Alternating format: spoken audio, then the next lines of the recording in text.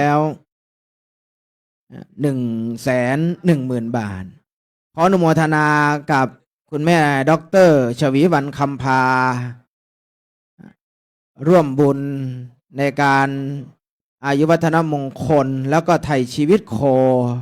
ในข่าวครั้งนี้จำนวน100,000 บาทขออนุโมทนากับโยมแม่สายพินพหลโยธินหรือว่าโยมแม่ไก่น้อมถวาย20,000 บาท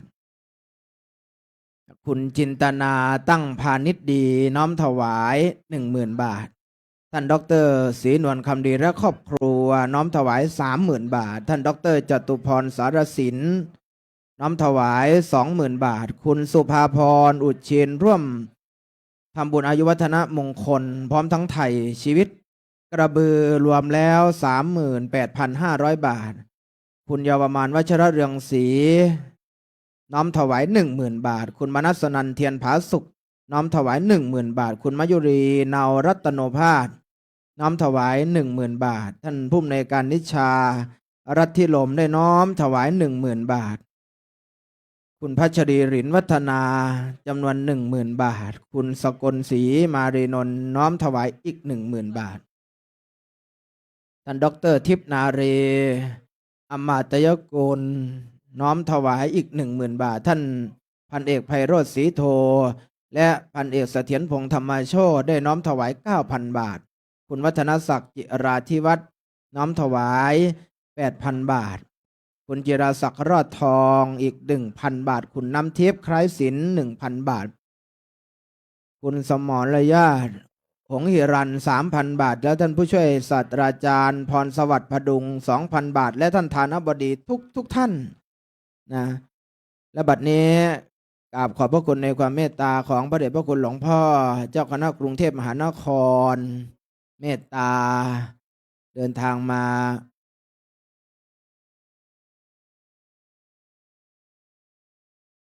มุทิตาสักการะในองค์หลวงพ่อพระธรรมวชิรโมลีในวันนี้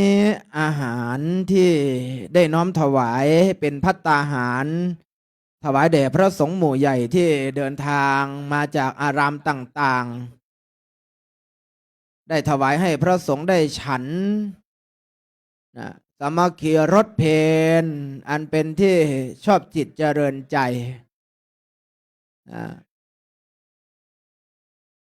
อันมีโยมแม่สุจัญญาภาภักพานิชกุลและก็แก๊งนางฟ้าได้ถวายเป็นเจ้าภาพ MK ซุกี้ถวายพระมหาเถระจำนวน4 โต๊ะแล้วก็เป็นเจ้าภาพซุกี้ MK ถวายพระภิกษุสามเณรร่วมงานอีก40 โต๊ะรวมแล้ว44 โต๊ะคุณโยมอติภาประภาสวัสดิ์เป็นเจ้าภาพถวายภัตตาหารพระสงฆ์ทรงสมณศักดิ์เจริญพระพุทธมนต์จำนวน19 โต๊ะคุณโยมแม่ชีสุวรรณากิจพ่อค้าหัวหน้าสถาบันแม่ชีวัดยานนาวาคุณวิไลปิ่นชุมพลแสงพร้อมคณะศิษย์เป็นเจ้าภาพชุดปิ่นโตถวายพระสงฆ์รับทักษิณาจำนวน78 ชุดและโยมแม่ชีสุวรรณากิจพ่อค้าและคุณวิไลปิ่นชุมพลแสงยังได้ออกโรงทานปีกไก่ทอดกระเทียมพริกไทยยำวุ้นเส้นไข่ไส้ทะลักอีกโยมแม่สุจัญญาภาภักพานิชกุลและแก๊งนางฟ้าออกโรงทานเป็นข้าวเหนียวหมูปิ้งอีก500 ชุดคุณมนัสนันเทียนผาสุดเป็นเจ้าภาพชุดอาหารใส่บาตร79 ชุดท่านอาจารย์เจ้าคุณพระศรีวชิราภรณ์ผู้ช่วยเจ้าวาดวัดยานนาวาออกโรงทานก๋วยเตี๋ยว300 ชามท่านอาจารย์พระครูภาวนายานนาวงศ์ผู้ช่วยเจ้าวาดวัดยานนาวาออกก๋วยเตี๋ยวเรือท่านพระมหาชาครินทร์กิติเมธีนำขนมจีน500 ถ้วยมาออกโรงทานคุณแม่สุจัญญาภาภักพานิชกุลคุณสุชาดาจิราธิวัฒน์คุณกิรณาเนื่องจำนงคุณมยุรีเนารัตโนภาสคุณพัชรีรินวัฒนาเอาไส้กรอกอีสาน300 ชุดเส้นหมี่ไก่ฉีกอีก200 ชุดมาออกโรงทานท่านดร.ศรีนวลคำดีนำขนมชิฟฟ่อน500 ชิ้นมาออกโรงทาน คุณคุณากรชาวบ้านเกาะนำเฉาก๊วย300 แก้วออกโรงทาน และท่านพระครูวิจิตรสังฆการ อุปถัมภ์น้ำดื่มและน้ำแข็งตลอดงาน ท่านพระมหาประสิทธิ์เตชะปัญโยผู้ช่วยเจ้าวาดวัดยานนาวา พระมหาธนนัทวุฒิยานวุฒิธีโรและคณะสามเณรวัดยานนาวา คุณนพสิทธิ์คุณธัญธรสิริโชติคุณานนท์หรือว่าเจรักนำน้ำหวานลูกชิ้นทอดมาออกโรงทานสำนักปฏิบัติธรรมวัดยานนาวา คณะน้องหมูสาธุเอาไอศครีมแล้วก็ข้าวไข่เจียวออกโรงทาน คุณแม่สำเริงขนมไทยออกโรงทานเป็นข้าวเหนียวมะม่วง คุณจินตนาตั้งพาณิชย์ดีออกขนมครกญี่ปุ่น ท่านพระครูใบดีกาจันไทยเขมะจันทยาโนผู้ช่วยเจ้าวาดวัดยานนาวานำน้ำส้ม 1,000 ขวดมาออกโรงทาน ท่านพระครูสังฆรักษ์เอกชัยอภิชยยาโนผู้ช่วยเจ้าวาดวัดยานนาวานำขนมไทยโบราณ300 ถ้วยออกโรงทาน ท่านพระครูสังฆรักษ์ชนแดนอาคาปัญโยท่านพระชยนันท์อติชยธีโรพระวชิรวิทย์วชิราวุฒโธนำขนมโตเกียวออกโรงทาน บริษัทST Stream จำกัดนำกล้วยแขก200 ชุดออกโรงทาน และสำนักอภิธรรมสมเด็จพระมหาธีราจารย์วัดยานนาวานำขนมเฉาก๊วยมาออกโรงทาน และอื่นๆที่ไม่ได้เอ่ยนามตรงนี้ก็ขออภัยนะญาติโยมพี่น้องท่านศรัทธาสาธุชนทั้งหลาย งานนี้เกิดขึ้นได้เกิดขึ้นมีเกิดขึ้นอยู่และกำลังจะสำเร็จไปด้วยดีเพราะแรงศรัทธาของญาติโยมทุกคนทุกท่านตั้งแต่ต้นตั้งแต่เราร่วมกันประชุมงานเตรียมงานแล้วก็เริ่มงานวันนี้ขออนุโมทนากับญาติโยมทุกคนทุกท่านที่มีจิตเป็นบุญเป็นกุศล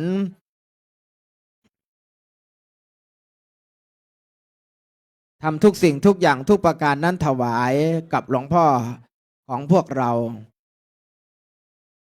ตั้งแต่ทำบุญตักบาตรช่วงเช้าไถ่ชีวิตโคกระบือทำบุญถึงอดีต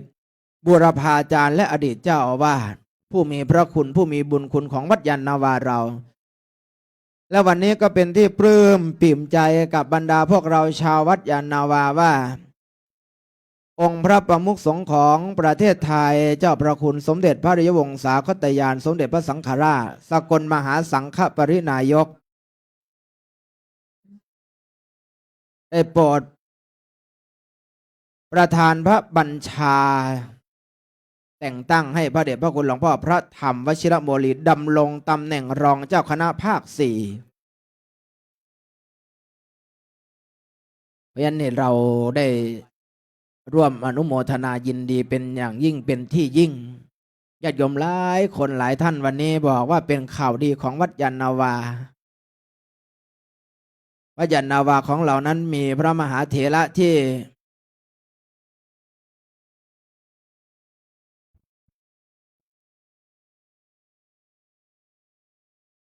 ขอน้อมอนุโมทนากับโยมแม่สุจัญญาภาภักพานิชกุลคุณแม่ผู้เป็นนางฟ้าของลูกๆนะงานนี้สำเร็จเสร็จโดยสมบูรณ์ส่วนที่สำคัญยิ่งก็ได้รับการประสาน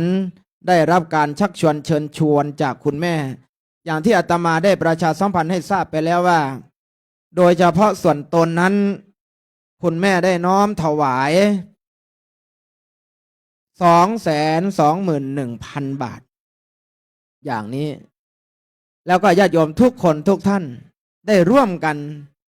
วันนี้ขออนุโมทนางานนี้สำเร็จเสร็จโดยสมบูรณ์บริบูรณ์ดีงามทุกประการล้วนแล้วแต่มีโยมแม่ทั้งหลายได้ให้คำปรึกษาแล้วก็สนับสนุนส่งเสริมให้งานนี้สำเร็จไปได้ด้วยดีตรงไหนขาดโยมแม่จะบอกว่ารีบมาบอกเพื่อที่จะให้งานเนี้ยออกมาดีที่สุดออกมาสมบูรณ์ที่สุดออกมาบริบูรณ์ที่สุดและสิ่งที่สำคัญก็คือแก๊งนางฟ้า มีแก๊งนางฟ้า ที่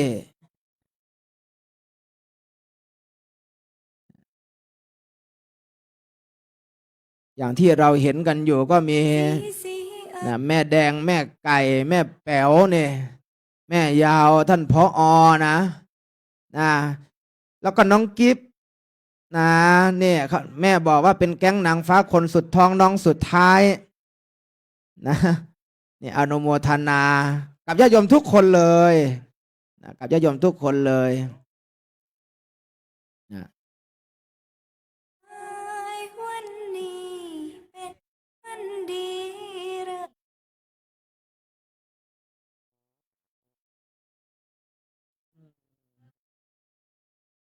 โยมแม่ให้น้องกิ๊กมาถวายใช่ไหม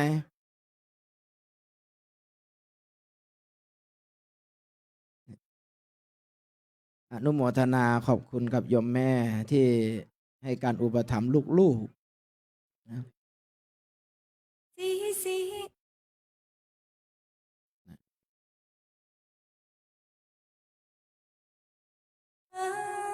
วันนี้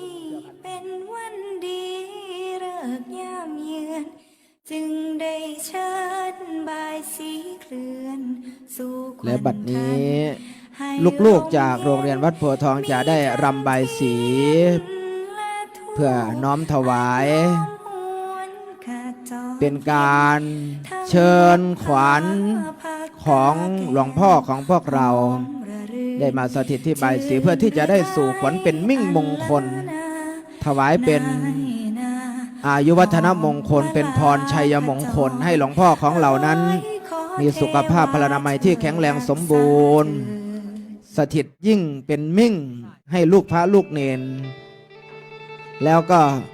เหล่าญาติโยมทั้งหลายทุกคนทุกท่านณตรงนี้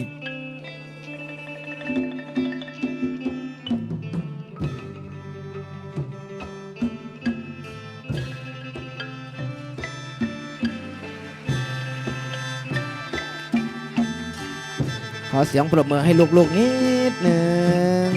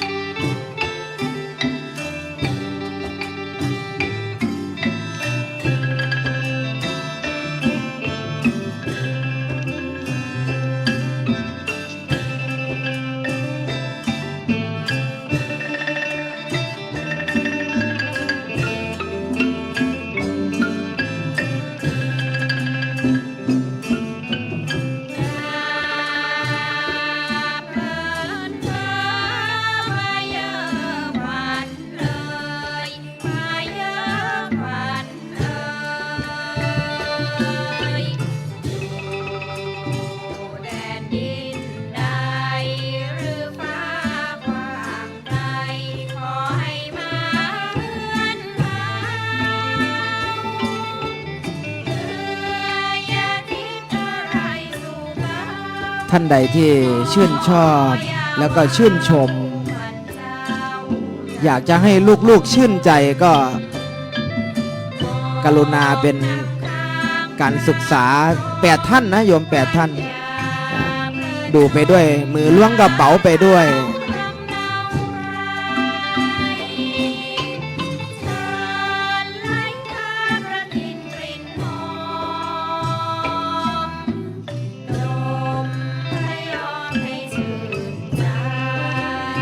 อนุโมทนากับท่าน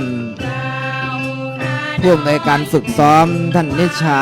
รัตถิลมท่านผู้อำนวยการโรงเรียนวัดโพธิ์ทองสำนักงานเขตจอมทองนะนั่งยิ้มนะแก้มจะปริอยู่แล้ว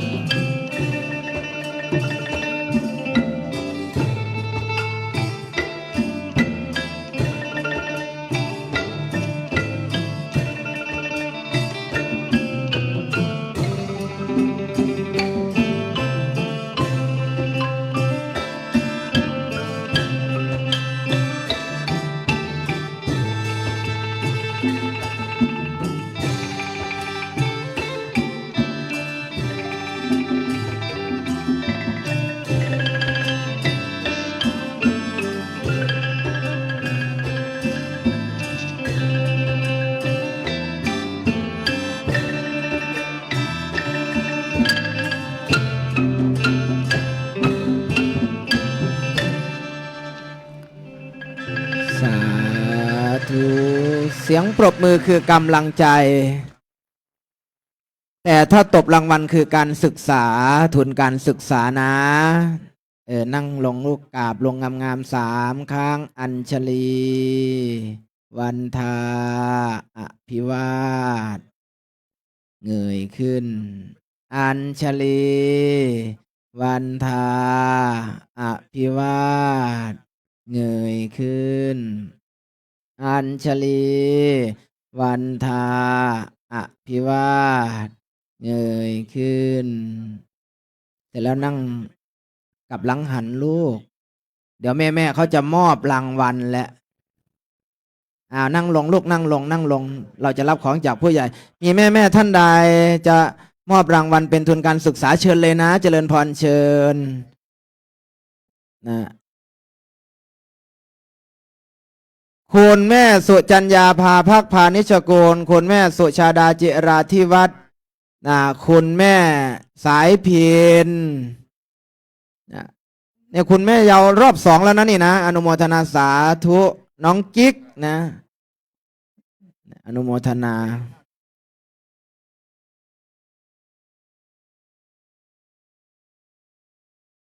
นี่ชื่นใจแก๊งนางฟ้าจริงๆนะอนุโมทนากับโยมแม่นะแก๊งนางฟ้าลูกๆทั้ง8 คนคือเด็กหญิงพันทิพย์ใส่เหล็กเทมเด็กหญิงสุธิภาพรสันติวงศ์เด็กหญิงจิราพรทุมพัฒน์เด็กหญิงพลอยนภัสรอดเจริญเด็กหญิงสุกัญญามานกิจเด็กหญิงพิมพ์นภาศรีโสภาเด็กหญิงนภาดลไกรศิริเด็กหญิงณทิตาเคียงวงคุณครูผู้ฝึกซ้อมคุณครูนาฏฤดีทักเดชผู้อำนวยการการฝึกซ้อมท่านผู้อำนวยการนิชารัตถิรมผู้อำนวยการโรงเรียนวัดโพธิ์ทองสำนักงานเขตจอมทองบันทึกภาพและในโอกาสนี้ขยับมาขยับมาขยับมาขยับมา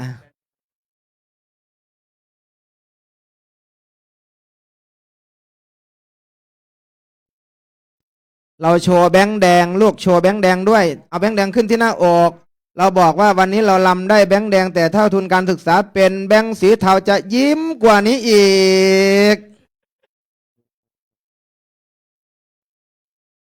เสร็จแล้วคานเดินเข่าไปรับพระอันเป็นมงคลจากหลวงพ่อ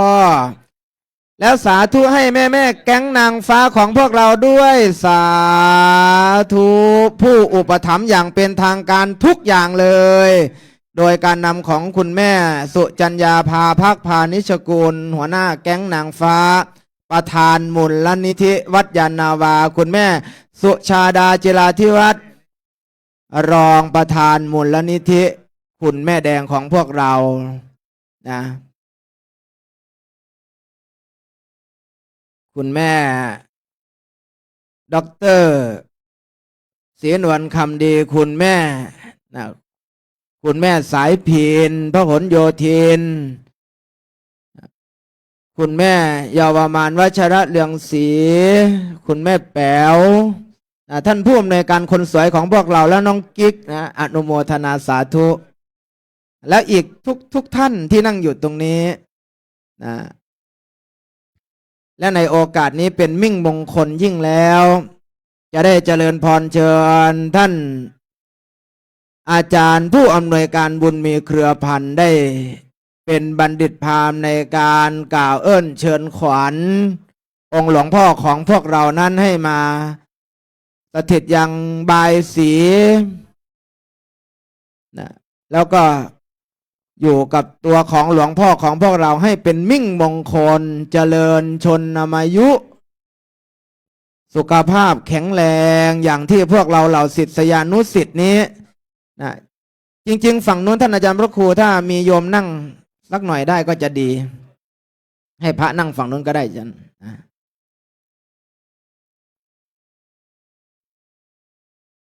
เพราะในโอกาสนี้ญาติโยมท่านทั้งหลายจะได้เข้าสู่พิธีอันสำคัญ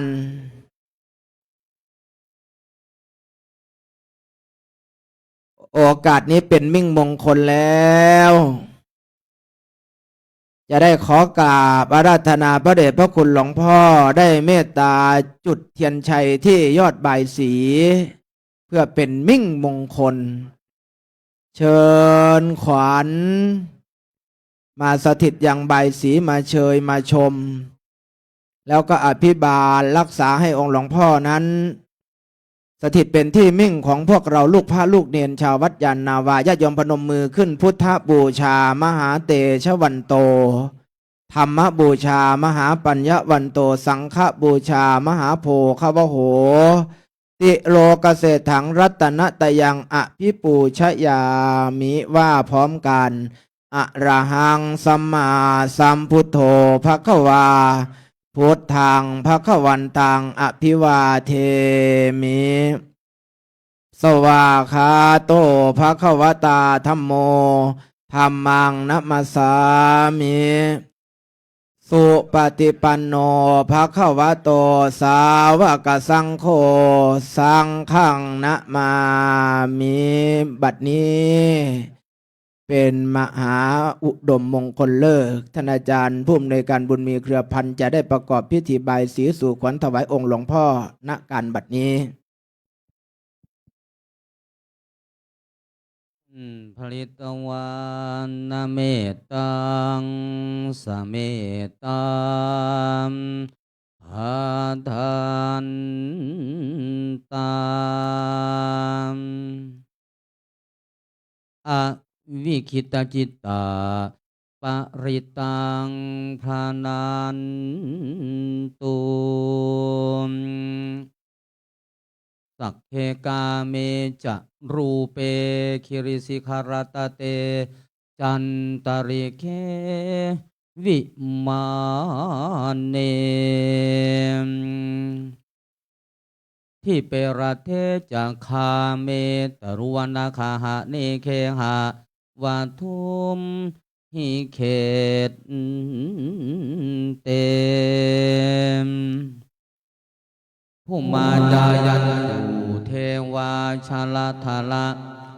วิสเมยักขาคันทัพพานังคามติทันตาสันติเกยังมุนิวะระวัจานังสาธรรมโวเมสุนันตุ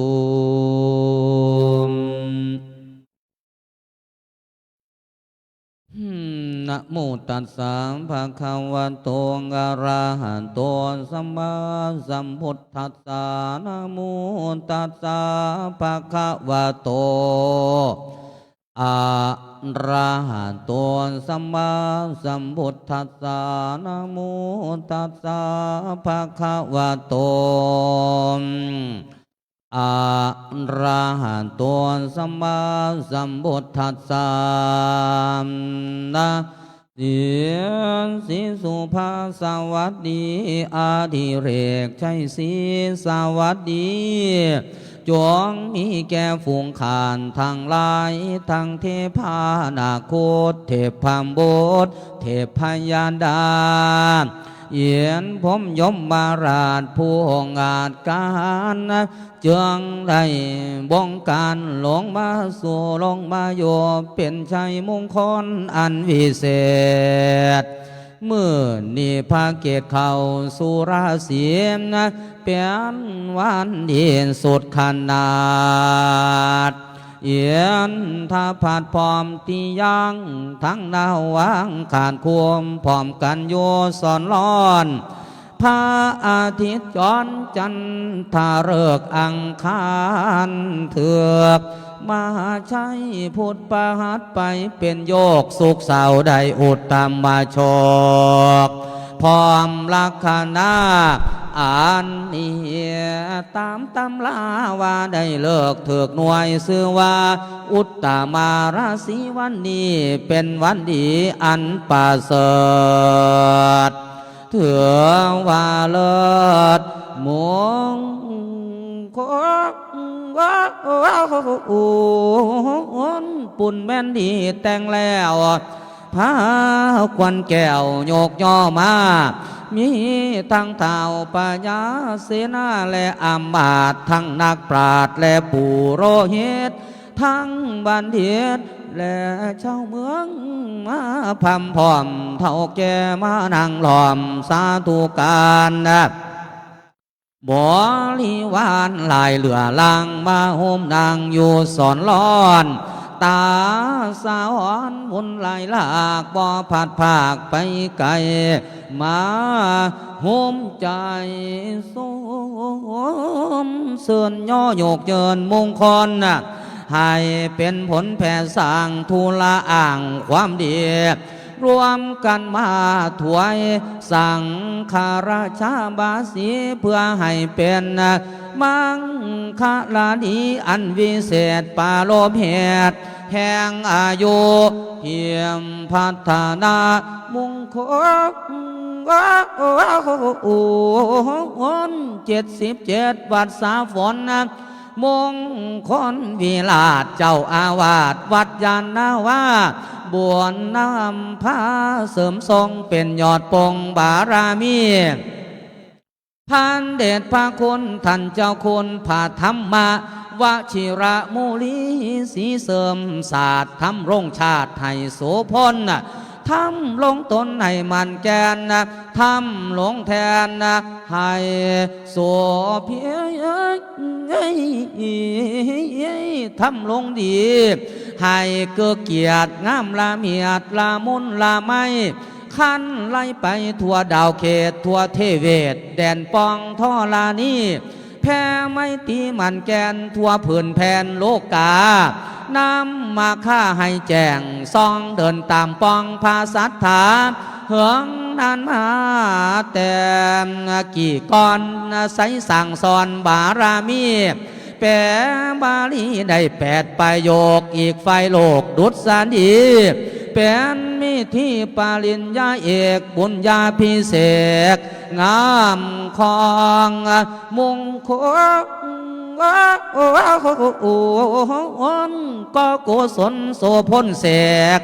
ผู้เป็นเอกแห่งการพัฒนางามโสภาซอยโสดยังความปราโมทแก่พระศาสนาเดินทางมาทั่วอนุทาวีปและมหาทาวีปทั่วบัวไข่เกลียบแบ่งบานสืบตำนานทานวิเศษต่างประเทศโมทานานำสันตาไปเผยแผ่เกิดมีแก่พาหูโชทุกแห่งหนแส่ซองทั่วเทศทองสาธุการงามอุลานสันก่อเกือมีจิตเอื้ออารีสมมีที่นักปราชญ์อุปราชาติแห่งเมืองอุบลก็มงคลผลอันเลิศให้บังเกิดแก่มนุษย์สาเทโว งามอาโคจาราวัดสีใสชัดบารามียอดมูลีสีสามลันเอาใจหันสามมูลีองโยเคียมีมูลีตลอดลาดเทพทำพมให้ไปหอดยังคงกอดมูลี77 ปีสีเสริมโชคร้องสังฆาป่าโมกน้ำนาวว่าบุญนำพาทวนที่ร้องเจ้าคณะภาคสีแห่งหุ่นเหนือบุญนำเพื่อเครือจองนาวพาลาเจ้าบุญแลนนำสัวนำมาปูเป็นดอกกุหลาบบุญไข่กาบบารามีให้พระเดชพระคุณท่านเจ้าคุณพาธรรมวชิรามูลีเจริญสีเจริญศักดิ์เจริญชนผีมนมาดห้องอาวาสเฮืองหงใส่สีสามเดที่ห่อหอยลอย21 ปีสีปรากฏงามงดหยดลือซ่าสืบภาษาศาสนาให้วัฒนาสถาพรงามงอนบ่วอนว่านตลอดอนันตการเสืบต่อไปก็ปัวเถินมาบัดนี้ภายในมีพระเจ้าประคุณสมเด็จพระมหาธีราจารย์สมภารนิเลกผู้เป็นเอกแห่งพระศาสนาภายนอกขอขันธาสีมามีอุบาสกอุบาสิกาศิษยานุศิษย์ทุกตัวทวนทุกไฟล้วนพร้อมกันมาหัวธนาสอยเสื่อนงามหล่นเลือนใสดี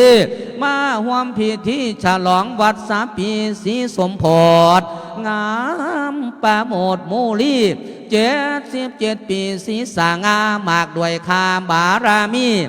77 ปีสีเสื่อนซอยพวกข้าน้อยจึงชวนกันมาถวายโมทิตาสักการะขอให้พระเดชพระคุณนี้มีมานะแข่งขันสร้างสรรค์พระศาสนางามโสภาวัฒนาจึงได้พากันจัดหาผ่านใบเสียเวจิตบรรจงดีเสียนสัมภาษตั้งเหนือหาดแทนบูชาจึงได้คนไขว่หาสามพาหารมีทั้งหัวมันและหัวเผือกเลือกเอาได้แม่นมันโง่จนโจนันแม่นมากเผาซ้อมนะแต่งไว้ล้อมเหรียญผ้ามีทั้งกากุลาไก่ตัวผู้อกแต่งใส่ตกสวยรวยงามไว้หวยเลิศแล้วเรากองแก้วใส่ผ้าควันสามผ้าอาหารมีลายหลากหาได้มากป่ามวนมาแต่งสายผ้าป่าไว้ทงเสือตั้งแม่นเมื่อยามเดียงเอียง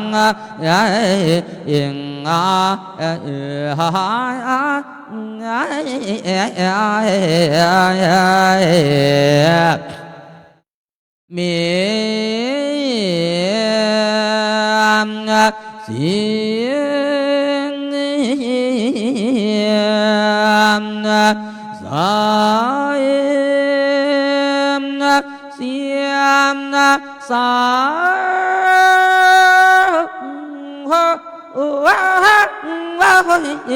ย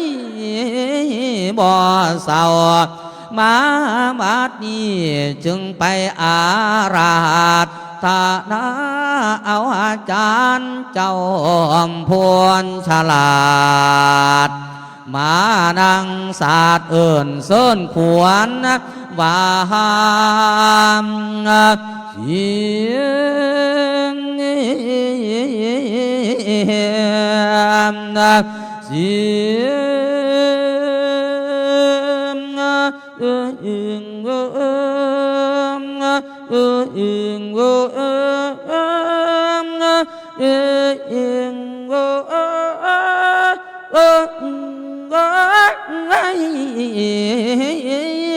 เสียนสีมือนี่แม่นมือสานวันนี้เป็นวันดีวันเจติหมุตตาชงประสิทธิยงพร้อมลักษณะคอยผู้ตา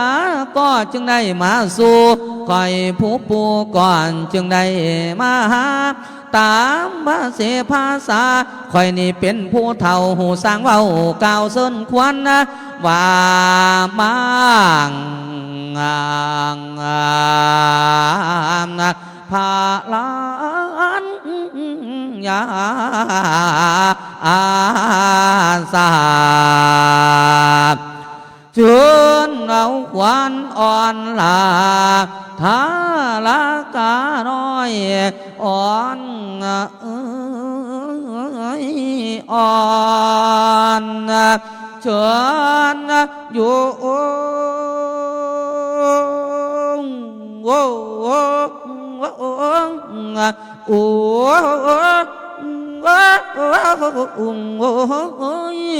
วันเจ้าพัดกาลาแม่นภาคบานโอ้ยนานแล้วให้ตาวมาให้ตาวมา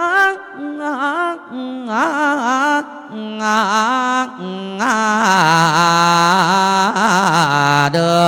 ว่ามาเยอะควันเอ้ยไก่จองเชิญเอาขวัญอ่อนน้อยลาอ่อนตีนแดงเชิญเอาขวัญนางแพงให้ดวนมายาสาบเชิญทั้งขวัญขันหาวันตาคิวกองกองขวัญโอ้โอ้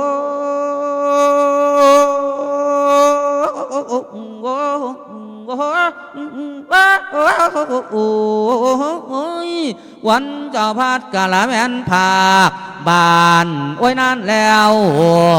ให้ตาวมาให้ตาวมา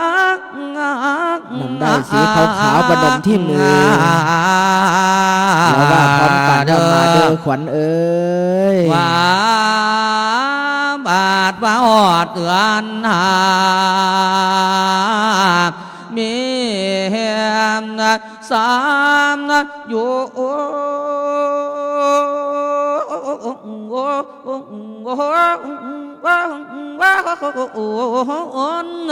ต้นปีใหม่ฝนตกห้ำป่าใหม่ไว้ควันทานให้ตาวมาให้ตาวมา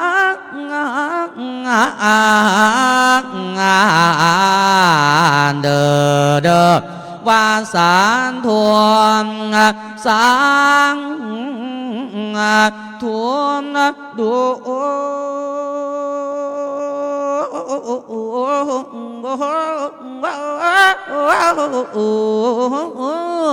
จังมามัดนี้ข้าขอวันธนาหน่อมจอมทำผู้โลกสา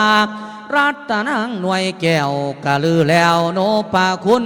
บุญกาบก่อนขอคอนเป็นก่อนสางขอรายงานมีที่ปราดสงทะลงเขาข้าลือหาดผู้เป็นเงาเนานานสมพานใหญ่สาตาไทยทั่วลาโอยยำขาสีก้าวแจงพาผู้ทรงหูแจ้งปฏิบใหญ่ในสงฆ์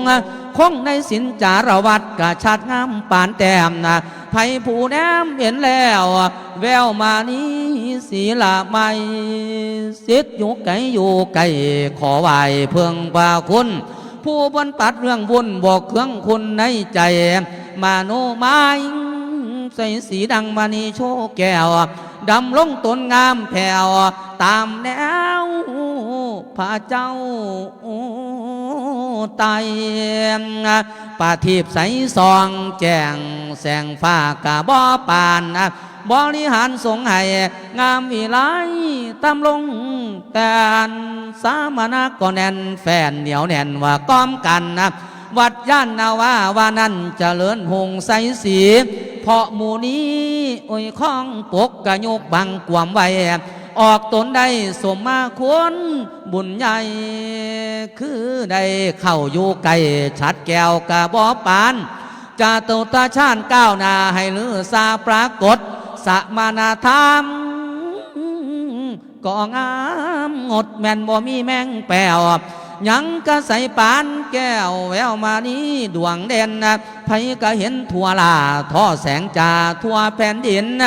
ศาสตร์สวัยใสส่องสิ้นกะสวยเด่นเพ่นประจักษ์ผู้ทรงควรบุญคักกะสังสมเพียรตั้งสัตตติมายังสัตตาการกะเลยหลวง77ผ่านโลกกวางโอยเพียนสั่งก่อกุศลดำลงตนต่อตั้งกะเตืองไตตองตึกฝึกฝนใจใส่งามให้ใส่งามอารามบุญเผยแผ่ถือเอาธรรมเป็นสัตว์แท้มูลีเป็นสีเอกบุญญาดิเรกเกียรติพุงขจรกองว่าทั่วไทย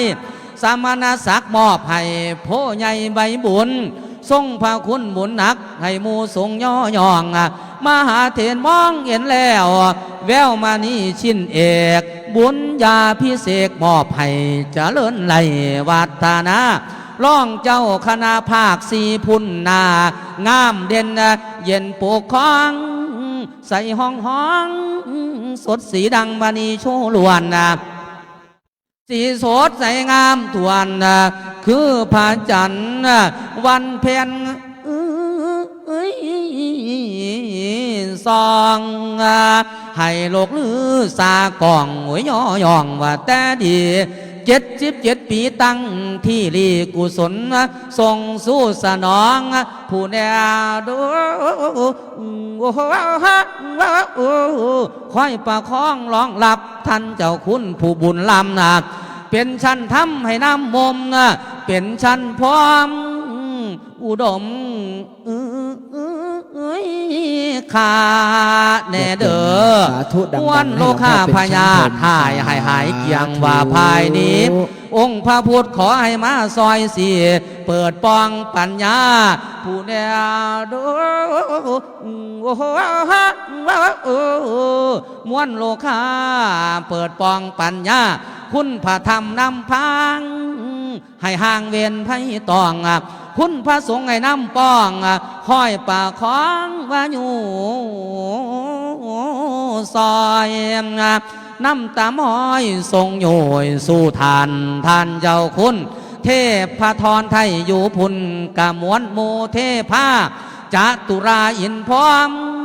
ผู้อยู่ถึงสวรรค์ฟ้าขอจงมาสู้ให้ถวายพรพระคุณทานให้เบิดบานยิงหล่นมงคลแก้วอย่าแซวนี้77 ปีมือนี้ให้สีเด่นเป็นมงคลผู้แนมดู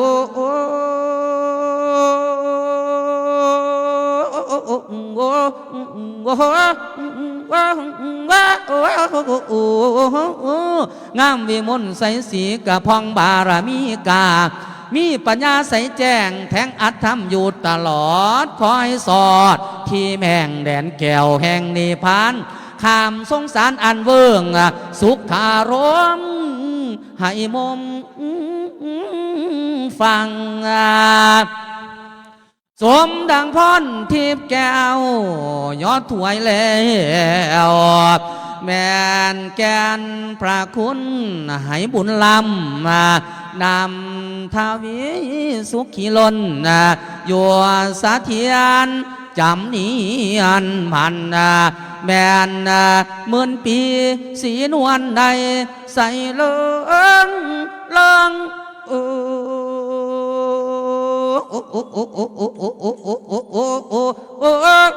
ว่า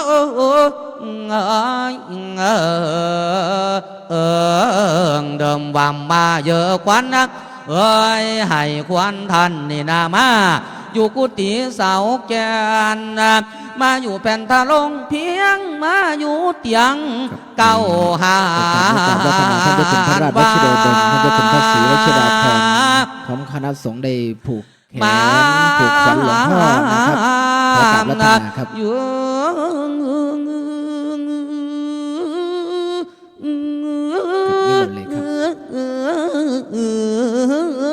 ควันเอ๋ยจะได้เชิญโยม ปาดแป้วหอดเดือนหงายโอ้ยขวัญตันที่ขี่มาขาวมาซ้ำๆขันว่าหอดเดือนดำโอ้ยขวัญตันนี่ขี่มาขาวมาพายกายมากูดีมองเจ้าโยว่าแน่เด้อควันนะโอ้โหว้าวโอ้ยว่ามาเยอะกว่านะ เชิญคุณแม่ทั้งหลาย โอ้ยให้ แกงนางฟ้า มีทั้ง วางพาดไม่ต้องผูกนะ วางปูนอน วางพาดแขนหลวงพ่อได้เลย มนหัวกะแห่ไล่สอนเสื้อปักเป็นเนื้อกะ วาง ไม้ พาดแขนห แด ลว ง งพ่ กะ อ มีตั้งไม้คำแพงสีแดง ให้หลวงพ่อ ประ ส ดั ถิต บ เป็น แก้ ที่ ว มิ่ง ลายเลิศแล้วดวงนี้ ให้กับลูกพระลูกเนร สี ให้ ใส กับญาติโยมทุกคนทุกท่าน เศร้าโยทางเจ้าว่า ทุกท่านที่มีได้ที่อาตมาแจกเมื่อสักครู่ลุกต่อแถวเลยแล้วก็พาดที่แขนหลวงพ่อได้เลยนะโยมต่อ2 แถวก็ได้ซ้ายขวาเลย วางพาดที่แขนหลวงพ่อ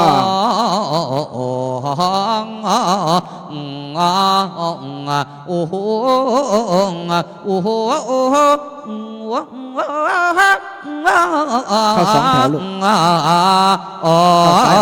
เดิมว่ามาเยอะวันเอ้ยมาอยู่คิงเจ้าอย่าได้เหม็นสาบมาอยู่ขาบเจ้ายันได้เหม็นข้าวว่ามาเยอะกันเอ้ยว างได้สายสิญจน์พาดแขนหลวงพ่อได้เลยนะไม่ต้องผูก เจ้านี่นาหากออกสายุเขียวหมากพี่ให้ควันเจ้านี่นาคายให้เจ้าขึ้นมาได้ท่องเป่า แบ่งเป็น2 แถวเลย เข้าขวาออกขวาเข้าซ้ายออกซ้ายจะได้เร็ว เบื่อดอมตาเจ้าสายโ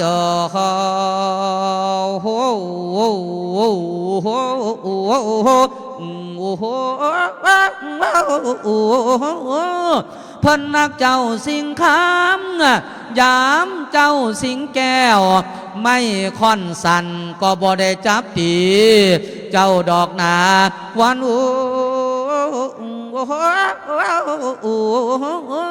ไม่ค่อนฮีก็บ่ได้จำฟาดบ่ได้ปามาเจ้าจากเถื่อจากเมื่อและจากงา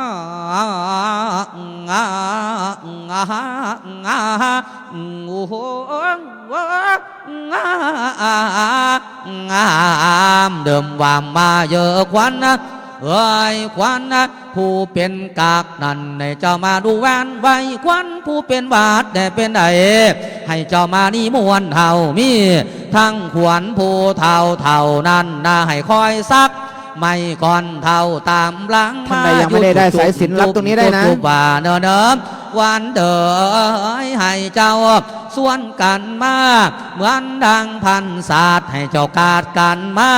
เหมือนดังเงินเพียงให้เจ้าเพียงกันดามาอยู่นี่เนี่ยดานี่นำนานี่เนี่ยดานี่ดานำมาพัมพอมลาพัมโอ้ยเพียงกันนั่นนะแล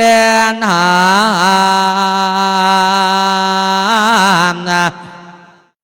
บาดวานำเพียงอกโอ้ยควันนะท่านนี่คอยอย่างมังยื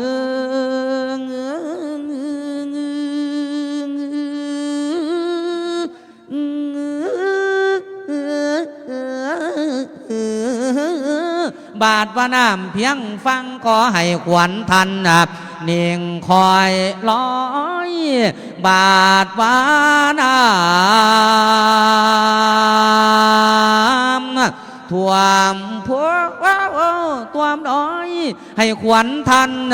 นี่ขี้เหือไม่เหี่ยวลมพัดเสียงเกี่ยวกิ้วกิ้วกิ้วว้าวว้าวว้าวว้าวโอ้ย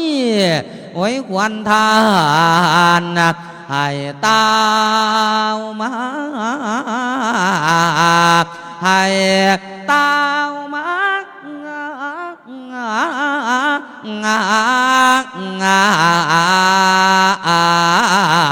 เด้อเด้อว่ามาอยู่โอ้โอ้โอ้โอ้โอ้โอ้โอ้โอ้โอ้โอ้โอ้ควันเอ๋ยจัตตารโอธรรมาวุฒิธรรมสี่ประการคือว่าอายุวันนาสุขาภาลาอโรคยาอันทวนหาปฏิภาณาอันทวนหกอธิปไตยาอันทวนเจ็ดจงเสด็จลงมารักษายังพระเดชพระคุณท่านเจ้าคุณพระธรรมวาชิระมูลี77 ปีเจ้าอาวาสวัดยานนาวาร้องเจ้าคณะภาค47 ปีในมือนี้ให้มีตั้งแต่อายุวันนาง ญาติโยมประนมมือขึ้น สู่ค้างพาลังขอให้ตั้งเทียงผ่านโวยดอมทานจงเจริญโวยดอมทานจงเจริ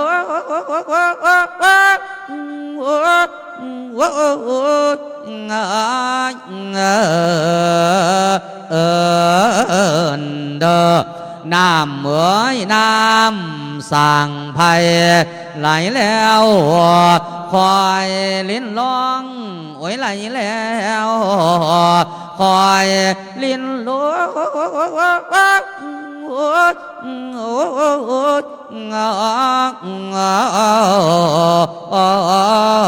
งเด้อ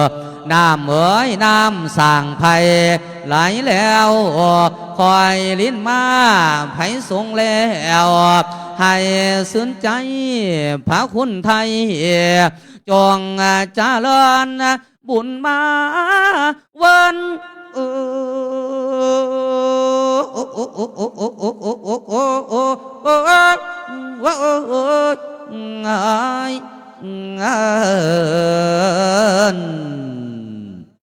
ด้อสาธุสัพเพพุทธาพลับปตาปัจเจกานันจะยังพลังอรหันตานันจะเตเชนรขังพันธามิสัพพโสโสอัตตรโทสุกิโตวิรุณโหพุทธศาสนีอโรโคสุกิโตโหหิสหสัพเพหิยาติภิอิติปิโสภควานะโมพุทธายาอิติปิโสวิเศษอิเสเสพุทธนามิอิมินังพุทธตังโสอิพุทธรักษาธรรมาลังถูกสังฆะเพิ่มสุขญาตรายามดีสวัสดีมีชัยวิโสภควานะโมพุทธายาอดอัดอุดบริสุทธิ์ในธรรมมาอุนะโมวิมุตตานังนะโมวิมุตติยาราหุสุริยังจันทังปามุตจสุมนุษย์สานังปิโยโหติอมนุษย์สานังปิโยโหติเทวานังปิโยโหติพรหมานังปิโยโหติเทนาคนังปิยินทรยังนามามิหังอิสวาสุสุสวาอิพุทธกันตังธรรมกันตังสังฆกันตังนะกันตุโมกันตังบังสหายะพุทธังแคล้วคลาดธรรมังแคล้วคลาดสังฆังแคล้วคลาดพระพุทธเจ้าอย่างบาทอิติปิโสภควานะโมพุทธายะนะมะภาทะนะโมพุทธายะพุทธังเมตตานาชาลิติธรรมังเมตตานาชาลิติสังฆังเมตตานาชาลิติสิวรีเมตตานาชาลิติอดอัดอุดบริสุทธิ์ในธรรมขอพระเดชพระคุณท่านเจ้าคุณพระธรรมวชิระมูลีเจ้าอาวาสวัดยานนาวา77 ปี รองเจ้าคณะภาคสี่ขอจงเป็นผู้สถิตสถาพรในบวรพุทธศาสนาสถิตเป็นหลักไส้ไม่เท่า ให้พระสงฆ์องค์นี้ลูกหลานญาติมิตรพี่น้องได้เพิงพิงอิงกันเนยสืบต่อไป จนหอยเอ็ดภาวาสาตราบต่อเท่าเข้าสู่พานิลพาน ก็ปูเทินสา สา ธุ ธุ สาธุ สาธุ อนุโมทามิ ผู้ที่ทำหน้าที่เป็นบัณฑิตพราหมณ์ในการเชิญขวัญสู่ขวัญของพระเดชพระคุณหลวงพ่อก็คือท่านอาจารย์บุญมีเครือพันธ์อดีตผู้อำนวยการโรงเรียนนาหุมอุดมสวรรค์สามัคคีได้เป็นผู้เชิญขวัญภาษาอีสานเอิ้นขวัญเอิ้นกับเชิญหรือเรียกขวัญอันเดียวกันนะเพราะฉะนั้นเราจะได้ยินคำว่ามาเด้อขวัญเอ้ยมาเด้อนะเวลาจะเชิญขวัญนี่ต้องเสียงอ่อนๆนะโยมเสียงออดอ้อนมาเด้อขวัญเอ้ยอย่าว่ากระแทกดิมาเด้อขวัญเอ้ยบ่มาเด้มาเด้อขวัญเอ้ยให้ขวัญนั้นชื่นอกชื่นใจจะได้สิทธิ์สถิตสำราญอย่าเป็นที่ยิ่งในองค์หลวงพ่อของพวกเราการเอิ้นเชิญขวัญในข่าวครั้งนี้เป็นที่ชื่นจิตชอบใจกับบรรดาแม่แก๊งหนังฟ้าทั้งหลายอาตมาได้แอบเห็นว่าได้นำปัจจัยใส่ซองเป็นที่เรียบร้อยเดี๋ยวเชิญท่านอาจารย์บุญมีท่านผอ.รับรางวัลพิเศษนะไม่รวมกับค่าตัวจากคุณแม่สุจัญญาภาพักพานิชกุลนะเป็นเจ้าภาพงานนี้โอ้โหบรรยายไม่หมดเลยอนุโมทนาสาธุกับคุณแม่ด้วยสาธุขอให้เป็นนางฟ้าตลอดกาลของลูกนะ แล้วก็คุณแม่ทุกคนด้วยนะอย่าแม่พัชรีห้ามน้อยใจลูกพระนะจ๊ะ นะและในโอกาสนี้เจ้าหน้าที่จะได้เชิญบายสีเก็บอย่างที่เดิมพิธีบายสีสู่ขวัญหลวงพ่อของพวกเราได้สำเร็จเสร็จโดยสมบูรณ์ญาติโยมจะเห็นว่าได้สีขาวๆนั้นประดุจถึงว่าสายใหญ่ที่ไปผูกไปเอิ้นไปต้อนแล้วก็มาผูกเอาไว้กับหลวงพ่อว่าขวัญอันนี้เมื่อเราเชิญมาแล้วก็ให้อยู่กับหลวงพ่อไม่ให้ไปไหนให้อยู่กับเนื้อกับตัวคนโบราณเขาบอกว่าคนเราเนี่ยถ้าขวัญหายจิตใจจะไม่อยู่กับเนื้อกับตัวทำอะไรก็จะหลงลืมนี่คนโบราณเขาบอกเพราะฉะนั้นวันสำคัญของชีวิตหรือเหตุการณ์สำคัญของชีวิตเขาก็จะมีพิธีเอิ้นขวัญเชิญขวัญดังนั้นแหละเนาะและในโอกาสนี้ก็อยากจะได้เข้าสู่พิธีในการมอบทุนการศึกษาเป็นพิธีต่อเนื่องนะเมื่อสักครู่อาตมาได้ฟังเป็นภาษาอีสานที่ท่านอาจารย์บุญมีเครือพันธ์พูดอยู่ประโยคหนึ่งฟังแล้วชื่นใจว่าสถิตสำราญณปัจจุบันเป็นพระราชาคณะชั้นธรรมเมื่อสู่เอิ้นเชิญขวัญแล้วขอให้เป็นชั้นพรหมผัดว่าเอาโยมสาธุให้หลวงพ่อเราด้วยสาธุประวัติศาสตร์ของเรานั้นมีถึงสมเด็จพระราชาคณะสถิตเป็นที่มั่นแห่งวัดยานนาวาพระอารามหลวงแห่งนี้หลวงพ่อของเราก็เจริญรอยตามอดีตบูรพาจารย์ทำทุกสิ่งทุกอย่างบูรณะปฏิสังขรณ์ให้การดูแลอนุเคราะห์ลูกพระลูกเนนเป็นเสาหลักเป็นที่ศรัทธายิ่งของพวกเราพุทธศาสนิกชนทั้งหลายวันนี้เราท่านทั้งหลายได้มาให้กำลังใจสละทรัพย์ปัจจัยตั้งแต่ต้นจนถึงวาระนี้กล่าวแล้วกล่าวอีกกล่าวไม่หมดอนุโมทนากับทุกคนทุกท่านณโอกาสนี้และในโอกาสนี้จะได้กราบอาราธนาท่านพระมหาชาครินทร์กิติเมธีได้เชิญทำหน้าที่ของในช่วงของการมอบทุนการศึกษานะครับญาติโยมจะเห็นว่าพระเถรานุเถระก็เดินทางมาไม่ขาดสายรูปที่กำลังถวายสักการะอยู่นี้ก็คือท่านอาจารย์พระมหาอดีศักดิ์เจ้าอาวาสวัดบรมสถนหรือว่าวัดดอนพวกเราจะเห็นทางทีวีอยู่บ่อยๆนะธรรมะอารมณ์ดีรูปนี้ไม่เป็นสองรองใคร เรียนทำ8 ประโยคเหมือนกันนะเรียนทำ8 ประโยคอีกไม่นานเราคงจะได้ทราบข่าวดีคงจะได้เรียกท่านว่าท่านเจ้าคุณอดิศักดิ์เนี่ยวัดบรมสถน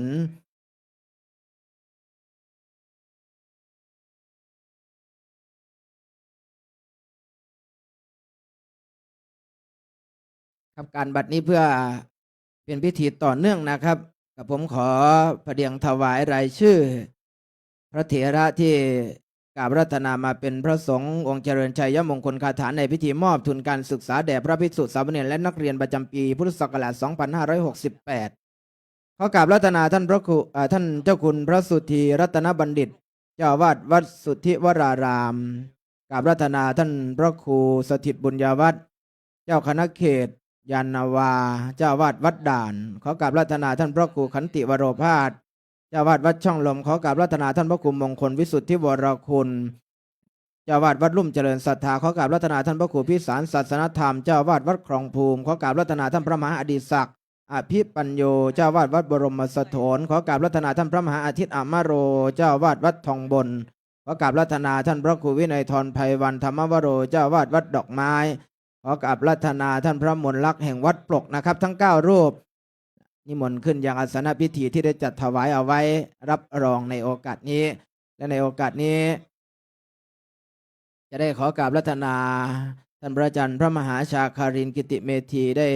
ดำเนินการในโอกาสนี้ขอกราบรัตนาด้วยความเคารพครับ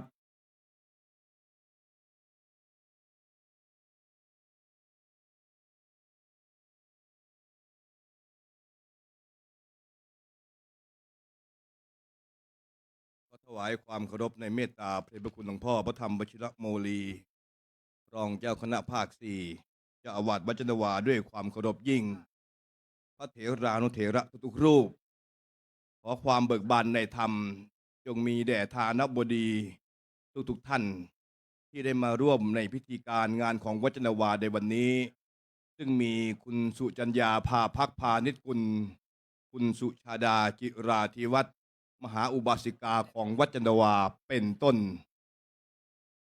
เพื่อให้พิธีการได้ดำเนินงานไปอย่างต่อเนื่อง จะได้ใช้เวลาในช่วงนี้ให้ก่อให้เกิดประโยชน์ เพราะว่าวันนี้ทั้งวันตั้งแต่เวลา7 นาฬิกาเป็นต้นมาพระเดชพระคุณหลวงพ่อพระธรรมวชิรโมลี ได้ปฏิบัติงานในพิธีบำเพ็ญกุศลอุทิศถวาย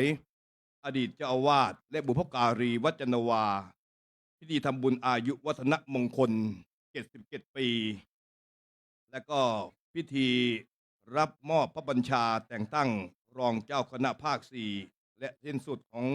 พิธีมอบทุนการศึกษาแด่พระภิกษุสามเณรนักเรียนนิสิตนักศึกษาตามลำดับเรื่อยมา ในพิธีการต่อจากนี้เพื่อให้เกิดความเป็นสัพพสิริมงคล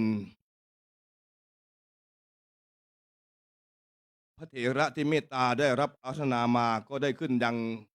อาสงฆ์เป็นที่เรียบร้อย ในลำดับขั้นต่อไปเป็นพิธีมอบทุนการศึกษาแด่พระภิกษุสามเณรนักเรียนนิสิตนักศึกษาประจำปีพุทธศักราช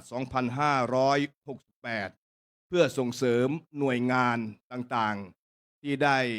สร้างคุณูปการในการส่งนักเรียนเข้าสอบในนามสำนักเรียนวัดจันทวา ต่อจากนี้จะได้เข้าสู่พิธีการในระดับแรกเจริญพรคุณแม่สุจัญญาภาภักพานิชกุลประธานมูลนิธิวัดจันทวามหาอุบาสิกา ผู้มากด้วยบุญนั้นได้เป็นประธานในการจุดธูปเทียนบูชาพระรัตนตรัย ในโอกาสนี้ขอเจริญพร และในขณะเดียวกันเชิญท่านทั้งหลายได้น้อมนมัสการด้วยการประนมมือขึ้น ลูกนักเรียนทั้งมวลได้ประนมมือขึ้นเช่นเดียวกัน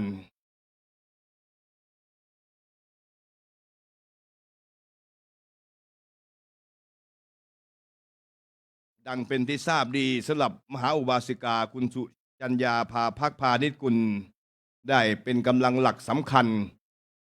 มหาอุบาสิกาของวัดจันทวาร่วมกับคณะ ในการช่วยเหลือในพิธีบำเพ็ญกุศลในการครั้งนี้ เป็นปัจจัยนั้นหลายแสนบาทด้วยกัน เชิญทุกท่านได้ประนมมือน้อมนมัสการขึ้น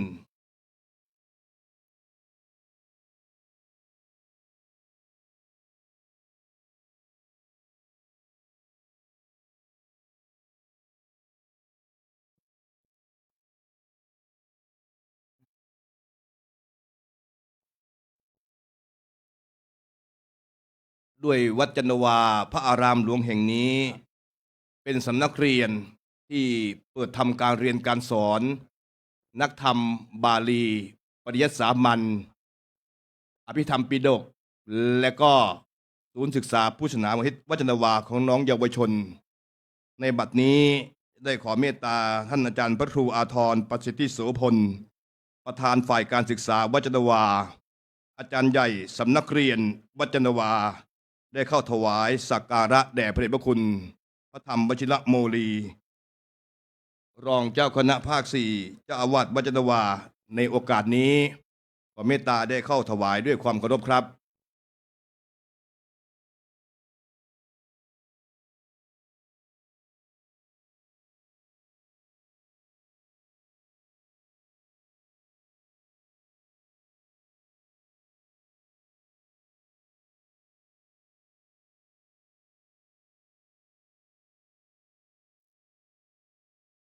ชุดที่สองในการเข้าถวายสักการะขอเจริญพรแม่จี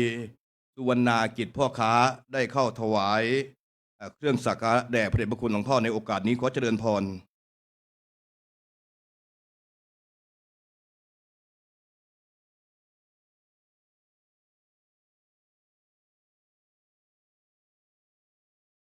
และในชุดที่สามจะได้เจริญพรคุณสุจัญญาภาพักพาธิกุลคุณสุชาดาเจราธิวัฒน์และก็คุณแม่สายพินรัตนมหาอุบาสิกาทั้งสามท่านได้เข้าถวายสักการะแด่พระเดชพระคุณหลวงพ่อในโอกาสนี้ขอเจริญพรท่านทั้งสามได้เข้าถวายสักการะขอเจริญพรทั้งสามท่านนี้ถือว่าเป็นผู้ที่มีความมั่นคงในพระพุทธศาสนาอุปถัมภ์อุปถากวัดจันทวาด้วยดีเสมอมาและก็วัดอื่นๆอีกมากมายด้วยความเป็นผู้ที่มีใจเสียสละและก็บำเพ็ญทานบารมีอยู่เสมอ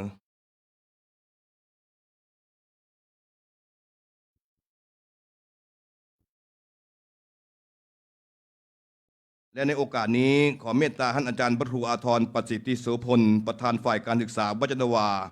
อาจารย์ใหญ่สำนักเรียนวัดจันทวาได้กล่าวถวายรายงานในโอกาสนี้ขอนิมนต์ด้วยความเคารพครับ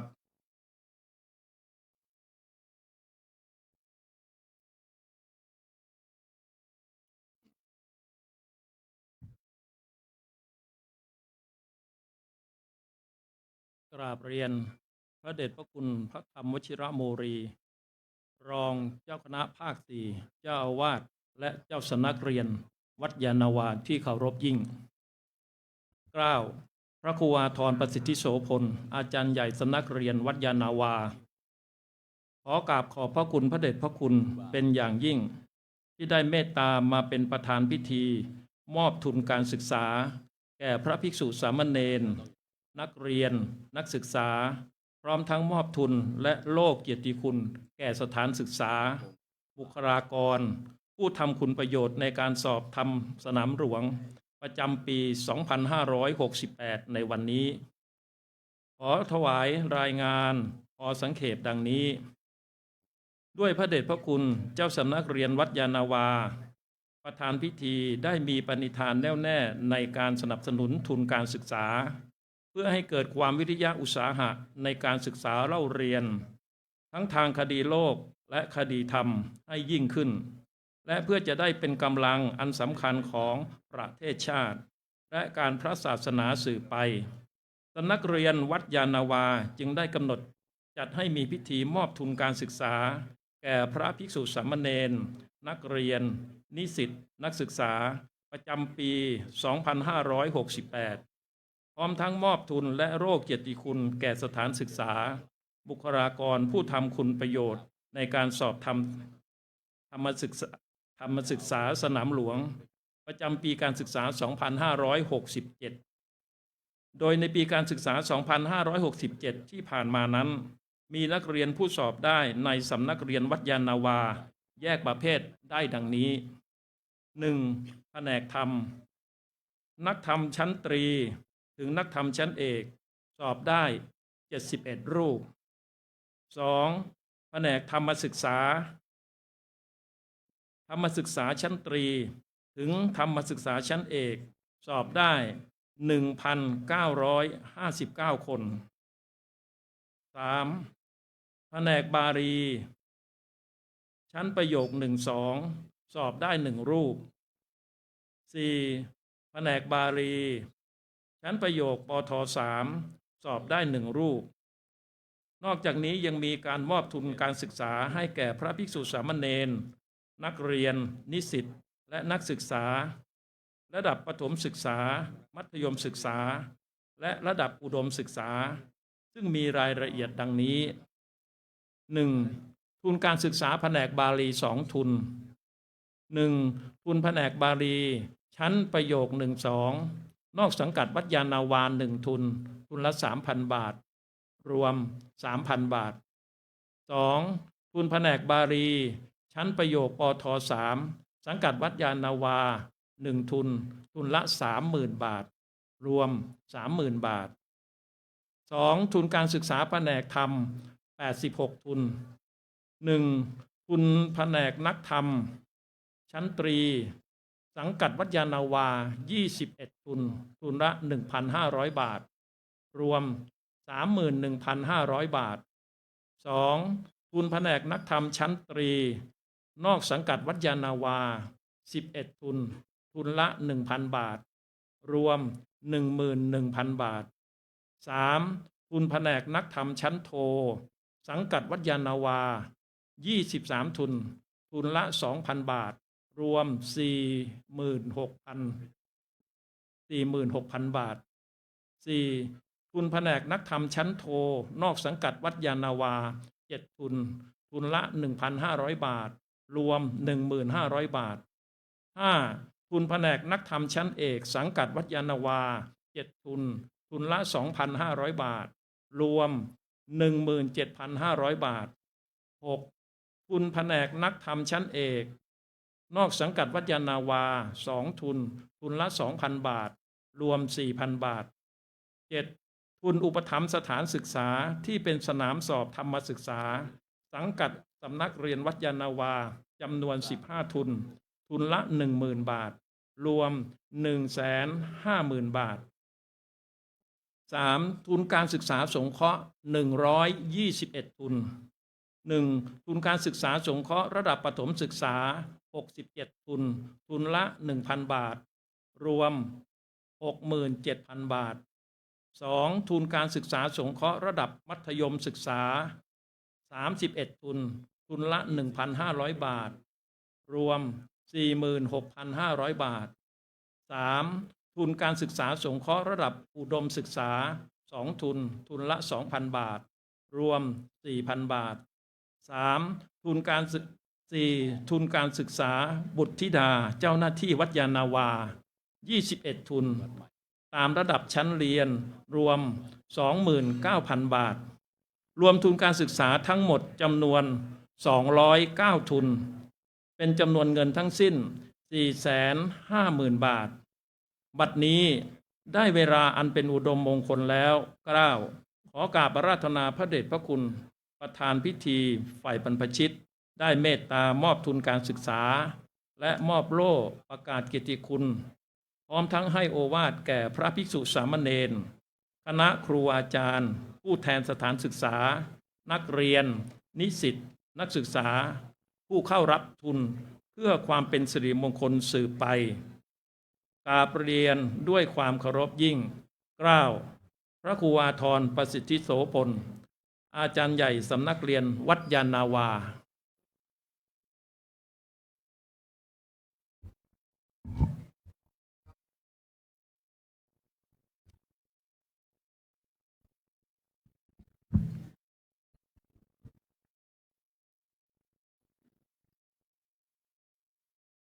รายนามผู้สอบบาลีสนามหลวงผ่าน ในการเข้ารับทุน 1. สามเณรนิปุนจงแอบกลาง วัดสุทธิวรารามชั้นประโยค 1-2 2. สามเณรธนคิมคำเพชร วัดยานนาวาชั้นประโยคปท3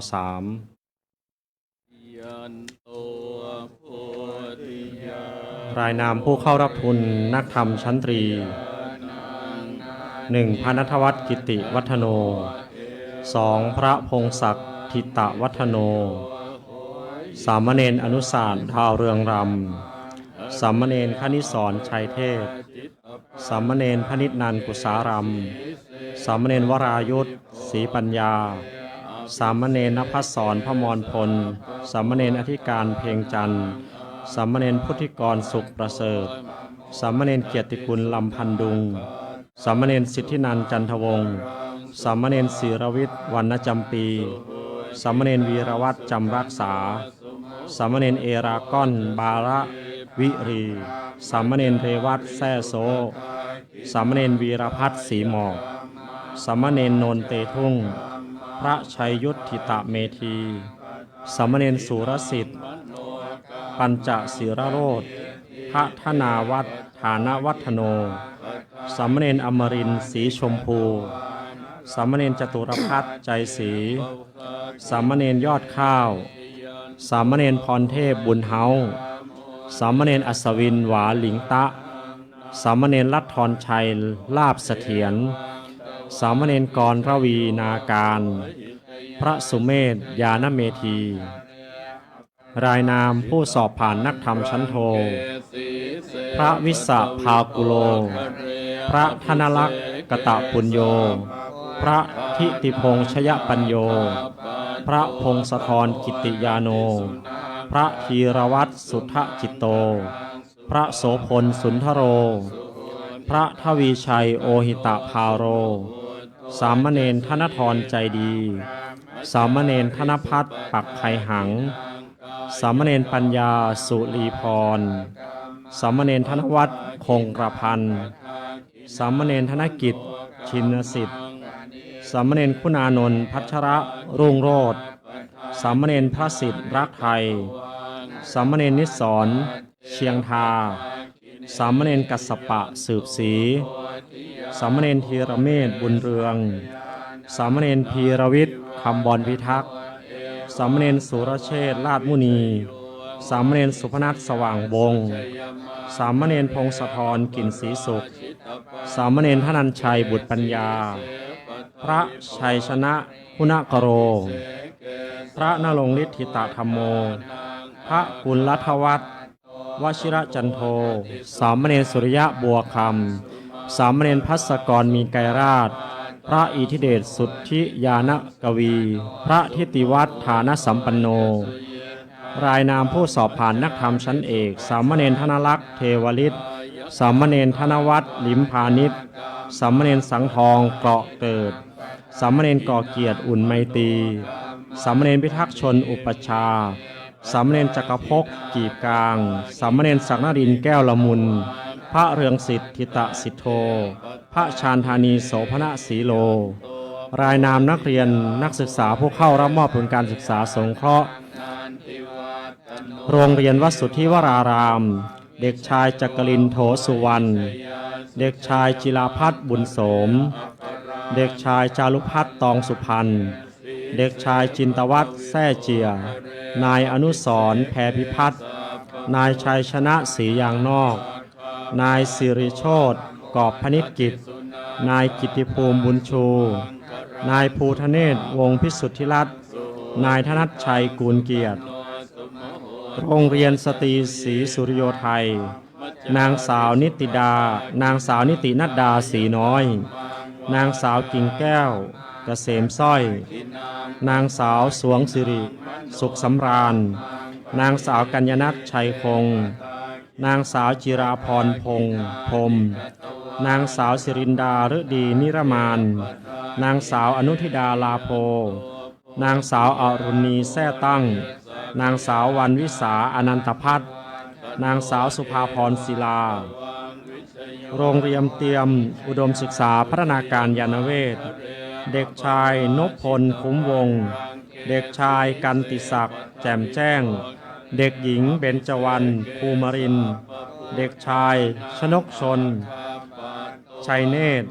เด็กชายสานวัตรมีเพียร เด็กหญิงสรัญญาบุตรดีเคน นายวัญชนะสุภาพ นางสาวยาดา นายยศกรกองแก้ว นางสาวลัคนาผลาจันทร์ โรงเรียนวัดยานนาวา เด็กชายพัทรวัฒน์แสงทอง เด็กชายนนทพัฒน์แปลงใจ เด็กหญิงนัทชา เด็กหญิงอัมพิกาเอี่ยมกิจการ เด็กหญิงอนัสตาสุภารี เด็กชายนัทรัตน์บุญเชิด เด็กหญิงนัทนิชาอิสระวานิช เด็กชายนัทภูมินทร์มีชัย เด็กหญิงกิ่งฟ้าสนอวาที เด็กชายสราวุธโสภา เด็กชายณัฐวัฒน์พลเหตุ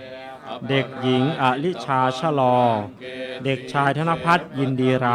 ำ เด็กหญิงสสิชานิ่มศรีนวล เด็กชายพัทรเทพจันทนาโชค เด็กหญิงธัญรัตน์พายศรีโพ เด็กหญิงทินมิวไค เด็กชายรัชชานนท์ทิพนาถ เด็กหญิงกรกมลหินจีน เด็กหญิงโชติกาวัฒนวงศ์ โรงเรียนทุ่งมหาเมฆ เด็กชายกิติพัฒน์อิบราฮิม เด็กชายธนวินสันตวงศ์ เด็กชายปวรุษประสาน เด็กชายพรพงษ์เตียวผลเจริญ เด็กหญิงปัทมาวันอ่อนชู เด็กชายศิรวิทย์ศิลประภา เด็กชายทัชกรเวรุวนาลักษณ์ เด็กชายพงพรเตียวผลเจริญ เด็กชายนพดลมงคลกาย เด็กชายทวันรัตน์เตียวผลเจริญ สถานสงเคราะห์เด็กชายบ้านมหาเมฆ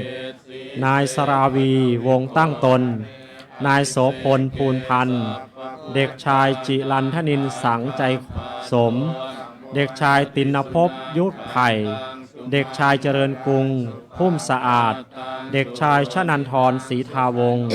เด็กชายปราการไทยคำนาม เด็กชายจิตตริน เด็กชายพงษ์พัฒน์ลิลา เด็กชายจักรพันธ์มีสถิโรงเรียนโสมาพานุสรณ์เด็กชายชยานันท์เรืองประพันธ์ เด็กหญิงชัญญาพัฒน์ศรีงาม เด็กหญิงชัชยาร่มแก้ว เด็กชายสุวพิษทับอิน เด็กหญิงสุพัชชาสมจิต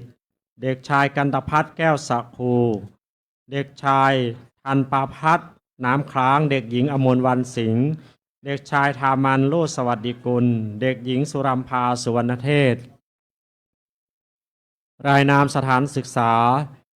ที่เข้าสอบธรรมศึกษาในนามสังกัดสำนักเรียนวัดยานนาวา 1. ศูนย์ศึกษาพระพุทธศาสนาวันอาทิตย์วัดยานนาวา 2. มหาวิทยาลัยราชภัฏจันทรเกษม 3. โรงเรียนวัดสุทธิวราราม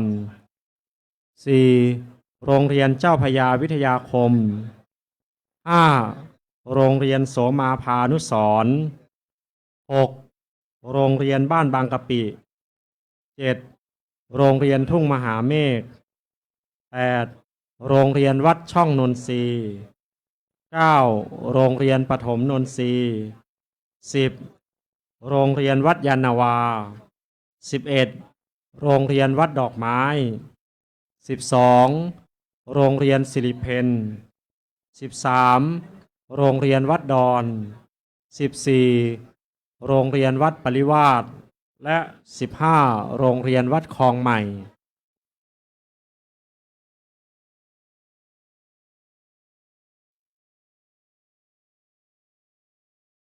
รายนามผู้ทำคุณประโยชน์ต่อโครงการสอบธรรมศึกษาสนามหลวงสำนักเรียนวัดยานนาวาประจำปีการศึกษา 2567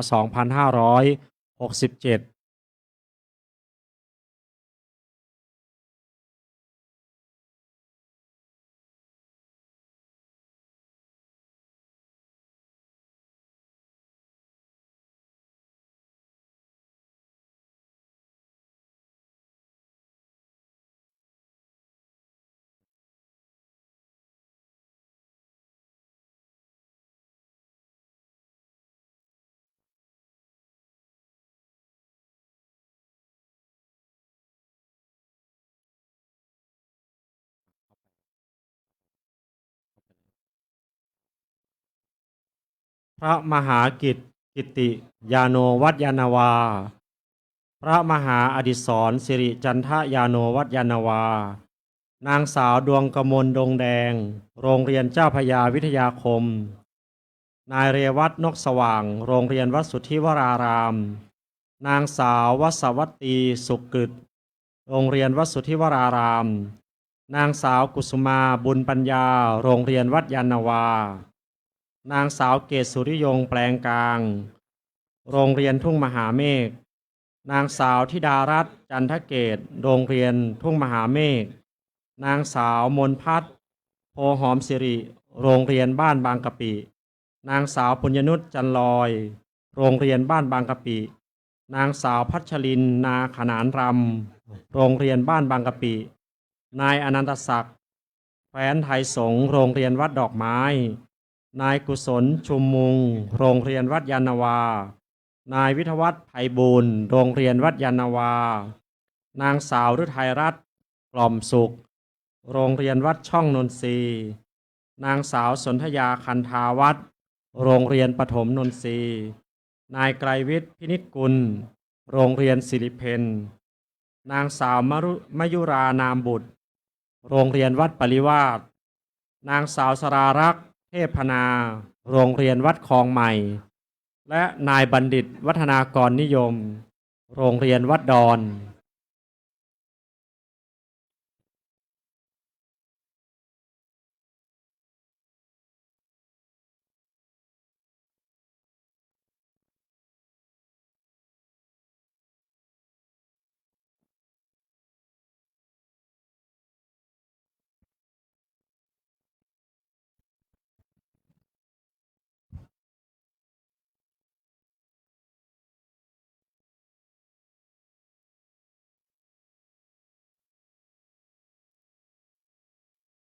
ในพิธีมอบทุนการศึกษาพร้อมทั้งโล่เพื่อเชิดชูเกียรติคุณยังโรงเรียนสถานศึกษาต่างๆเป็นที่เรียบร้อยเพื่อให้สถานศึกษาที่ว่านั้นได้รู้ว่าวัดยานนาวาแห่งนี้ได้ตระหนักถึงความสำคัญของสถานศึกษาต่างๆและในโอกาสนี้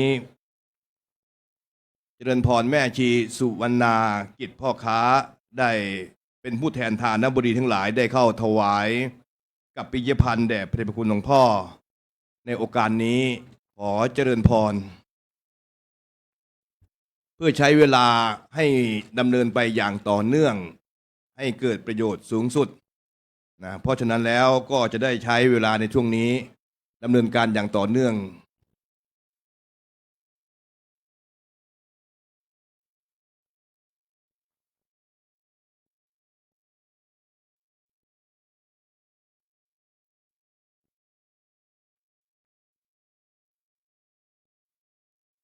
ในการเข้าถวายเครื่องไถ่ธรรมแด่พระเดชพระคุณหลวงพ่อพระธรรมวชิรโมลี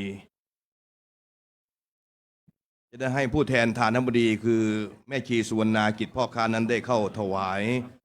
ในเบื้องต้นเสร็จจากนั้นจะได้เจริญพรทานบดี9ท่านได้ถวายแด่พระสงฆ์ที่เมตตาได้เจริญชัยมงคลคาถาเมตตาได้รับการอัธนามาในการครั้งนี้9ท่านด้วยกันในการเข้าถวายกัปปิยพันธ์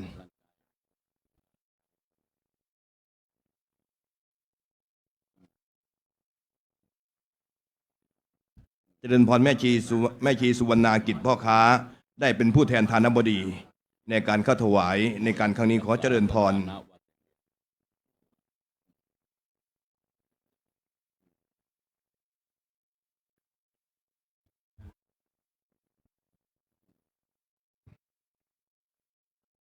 ในขณะเดียวกันผู้บริหารสถานีวิทยุโทรทัศน์โลกพุทธศาสนาเฉลิมพระเกียรติ WBTV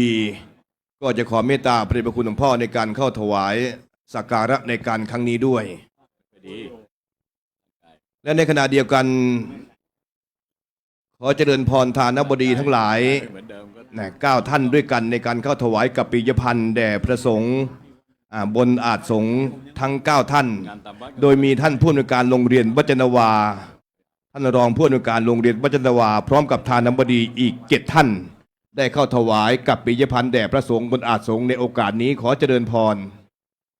เชิญท่านผู้อำนวยการโรงเรียนวัดจันทวาแล้วก็ท่านผู้มีเกียรติทุกท่านคณาจารย์ที่ได้นำนักเรียนนิสิตนักศึกษาเข้ามาร่วมในพิธีการครั้งนี้ได้เข้าถวายกับปิยพันธ์แด่พระสงฆ์บนอาสงฆ์ทั้ง9รูปต้องขออภัยที่ไม่ได้เอ่ยนามโดยการนำของท่านผู้อำนวยการโรงเรียนวัดจันทวาท่านรองผู้อำนวยการโรงเรียนวัดจันทวาด้วยในการครั้งนี้ขอเจริญพรในขณะเดียวกันคณะผู้บริหารสถานีวิทยุโทรทัศน์โลกพระพุทธศาสนาเฉลิมพระเกียรติ WBTV วัดจันทวาจะได้เข้าถวายในการครั้งนี้ด้วย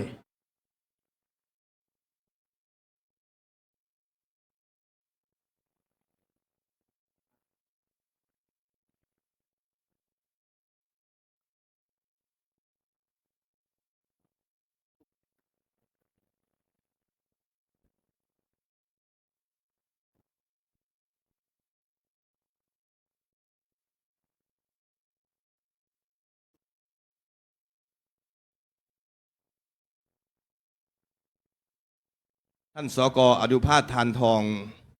จะได้เข้าขอโอกาสตรงนี้ในการเข้าถวายสักการะแด่พระเดชพระคุณหลวงพ่อรอสักครู่หนึ่งให้ทานบดีซึ่งประมาณสัก2-3 ชุดได้เข้าถวายสักการะในช่วงนี้สักครู่ต่อจากนั้นท่านทั้งหลายจะได้ตั้งใจในการกรวดน้ำแล้วก็รับพรแล้วก็ประชาสัมพันธ์ให้ทราบได้เลยจากต่อจากนี้ไปหลังจากเสร็จพิธีมอบทุนการศึกษาให้กับ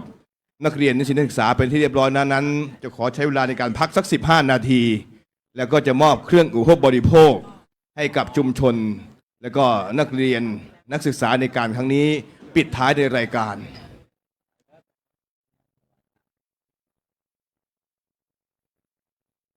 โอกาสนี้นิมนต์พระสงฆ์ทั้ง9 รูปได้อนุโมทนากถาให้พรกับทานบดีทั้งหลายในลำดับนี้ขอกรุณาด้วยความเคารพครับ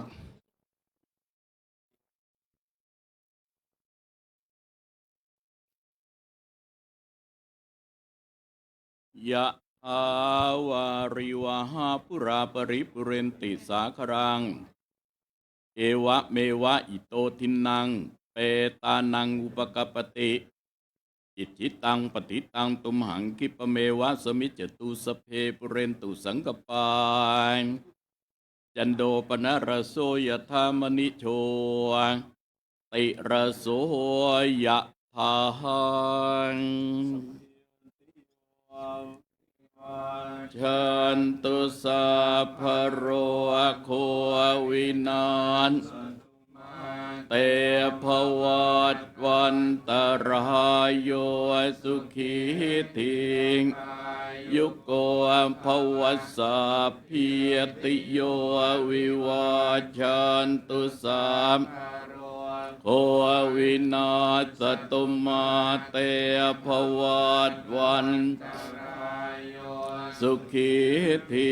ขายุโกภวสัพพิติโยตุสัพพะโรโควินาศตุมาเตภวัตวันโยสุขีทีขายุโกภวะอภิวันเรสเนจังวุธาปจายโนจัตธรรมาวัฏันติอายุวันโนสุขังภารังโสอาทลาโตสุขิโตพุทธศาสเนอโรโคสุขิโตหิสหัสสะเพหิยาติภิโสอาทโตสุขิโตวิรุณโหพุทธศาสเนสุขิโตโหหิสหัสสะเพหิยาติภิโสอาทโทสุขิโตวิรุณโหพุทธสเนอโรโคสุขิโตหิสหัสสะเพหิยาติภิภวตุสาพมังขันตุสาปเทวตาสาม เวนัสสัทธาโสทีภวันตุเตภวตุสาพมังรักขันตุสาพเทวตาสัพมานุภาเวนัสสัทธาโสทีภวันภวตุสาพมังครังรักขันตุสาพวตาสาพสังฆานุภาเวนัสสัทธาโสทีภาวันตุเต สาธุพระสงฆ์ทั้ง9 รูปได้อนุโมทนากถาโดยการนำของท่านอาจารย์เจ้าคุณพระสุธีรัตนบัณฑิตวจุทิวรารามเขตสาทรกรุงเทพมหานคร ในพิธีรับทุนการศึกษาได้จบบริบูรณ์ทุกประการ จะขอหยุดพักตรงนี้สัก15 นาที เพื่อเข้าสู่กิจกรรมสุดท้ายในพิธีการวันนี้ ซึ่งพระเดชพระคุณหลวงพ่อนั้นได้ปฏิบัติศาสนกิจ อายุวัฒนมงคลในปีนี้ตั้งแต่7 นาฬิกาเป็นต้นมา ซึ่งจะขอใช้สถานที่จัดตรงนี้สัก15 นาทีกราบพัฒนาพระเดชพระคุณหลวงพ่อนั้นได้พักอิริยาบถสัก15 นาทีหลังจากนั้นแล้วก็จะได้มอบเครื่องอุปโภคบริโภคให้กับชุมชนต่างๆ รวมทั้งนักเรียนนักศึกษาในการครั้งนี้ด้วยเพราะฉะนั้นท่านทั้งหลายฐานะบดีที่เป็นผู้แทนของชุมชนที่ได้รับคูปอง รวมทั้งน้องนักเรียนจะต้องมีคูปองในการเข้ารับเครื่องอุปโภคในการครั้งนี้เพื่อ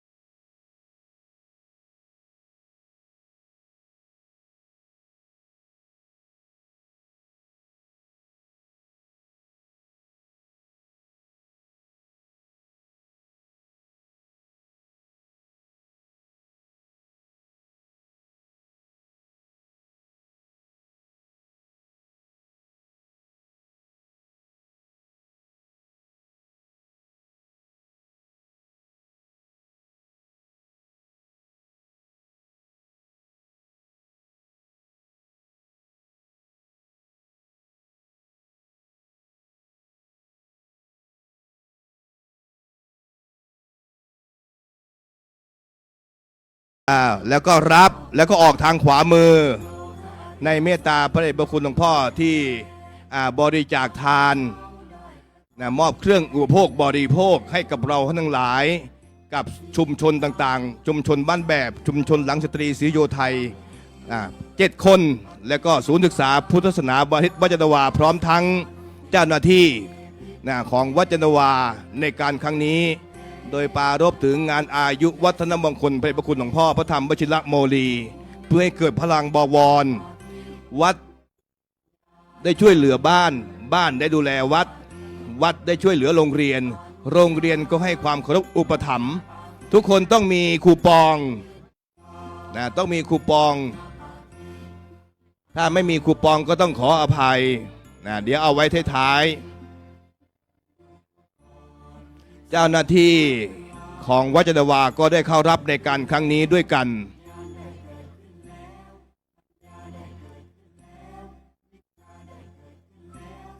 สำหรับประธานชุมชนที่ได้มารับแทนลูกบ้านนั้นต้องเอาไว้สุดท้ายสุดนะเพื่อให้เกิดความไม่สับสนอย่างน้อยๆไข่นี้7 วันน่าจะพอให้เรานั้นได้มีอาหารที่ทานอีกทางเลือกหนึ่งเพราะฉะนั้นแล้วมาม่าก็เป็นส่วนสำคัญอาหารสำเร็จรูปบะหมี่กึ่งสำเร็จรูปนำคูปองมายื่นให้กับเจ้าหน้าที่นะต้องยื่นคูปอง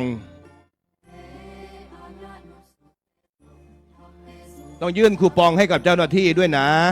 เพื่อให้เกิดความเรียบร้อยและก็งดงามขออนุโมทนาบุญขอบคุณกับประธานชุมชนชุมชนบ้านแบบชุมชนหลังสตรีศรีโยไทยแล้วก็ศูนย์ศึกษาพุทธศาสนาวัดจันทวาสำหรับนักเรียนและก็ผู้ปกครองเมื่อรับเสร็จแล้วก็วนออกขวาแล้วก็กลับบ้านได้เลยส่วนประธานชุมชนที่เป็นผู้แทนของหมู่บ้านที่ไม่ได้มารับดังรอสุดท้ายเข้าทีละ7 ท่านด้วยการส่งคูปองให้กับเจ้าหน้าที่แล้วก็เดินไปรับด้วยการไหว้1 ครั้งนั่งลงคุกเข่าแล้วก็ไหว้1 ครั้งแล้วก็รับเครื่องอุปโภคบริโภคเกิดการเกื้อกูลขึ้นระหว่างวัดบ้านและก็โรงเรียนในการครั้งนี้เข้าทีละ7 ท่านนะขออนุโมทนาบุญขอบคุณทุกท่านที่ให้เกิดความเรียบร้อยถ้าหากว่าบ้านหลังไหนไม่มาก็ต้องขออภัยเอาไว้ก่อนคงจะฝากมาที่ประธานชุมชนในการเป็นผู้แทนได้นำไปนั้นอีกครั้งหนึ่งรวมทั้งเจ้าหน้าที่ที่ทำงานอยู่ที่วัดจันทวาแห่งนี้ก็ได้เช่นเดียวกัน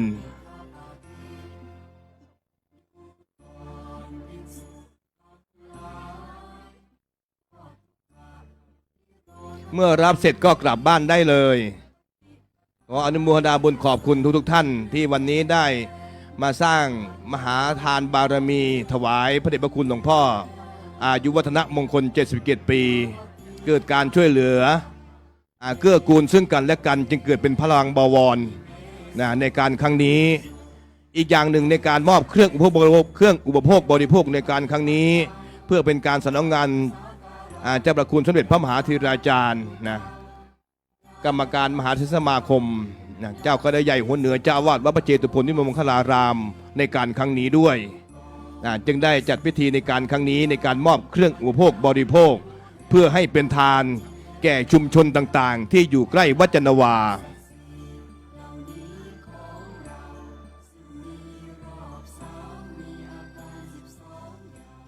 ซึ่งในวันนี้หลายครอบครัวนั้นมาไม่ได้ก็เลยมอบหมายให้กับประธานชุมชนนั้นรับแทนซึ่งหลังจากที่พระเดชพระคุณหลวงพ่อพร้อมคณะสงฆ์ได้มอบให้กับท่านทั้งหลายเป็นที่เรียบร้อยแล้วนั้นเดี๋ยวพระอาจารย์ก็จะได้จัดสรรให้กับประธานชุมชนได้นำไปแจกให้กับลูกบ้านที่ไม่สามารถมาได้เช่นว่าผู้ป่วยติดเตียงคนเฒ่าชราแก่ชราที่ไม่มีลูกหลานในการดูแลเป็นต้นเอาไปให้บริการให้อีกทีหนึ่งส่งคูปองให้กับเจ้าหน้าที่แล้วก็เดินไปรับเครื่องอุปโภคบริโภคใส่ชุดสีฟ้าที่ปรากฏเห็นอยู่นี้ นะเป็นศูนย์ศึกษาพุทธศาสนาวันอาทิตย์วัดจันทวาทั้งที่เป็นผู้ปกครอง แล้วก็ทั้งที่เป็นลูกนักเรียน เข้าทีละ7 ท่าน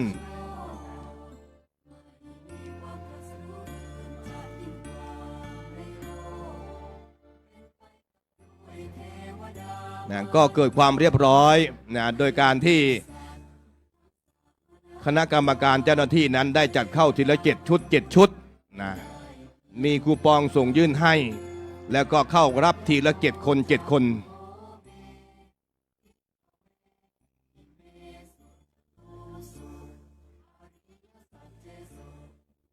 ไหว้1 ครั้งแล้วก็ยื่นมือไปรับนะหากมีใครถามก็บอกว่าพระเดชพระคุณหลวงพ่อเจ้าอาวาสวัดจันทวามอบทานแล้วก็มอบธรรมะให้หนูนั้นจะตอนนี้หรือโตขึ้นจงเป็นผู้รู้จักให้ด้วยใจจะมีคุณค่ามากไหว้1 ครั้งแล้วก็รับมอบแล้วก็เดินออกทางขวา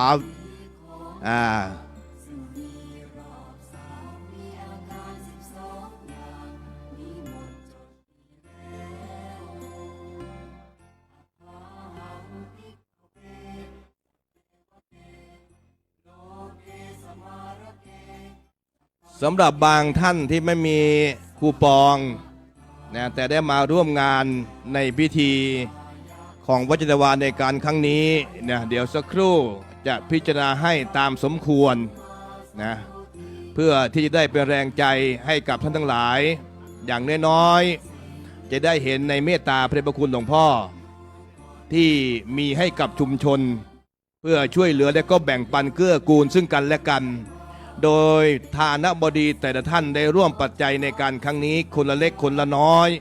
นะเพื่อที่จะได้มาเป็นส่วนหนึ่งถวายในเมตตาพระเดชพระคุณหลวงพ่อ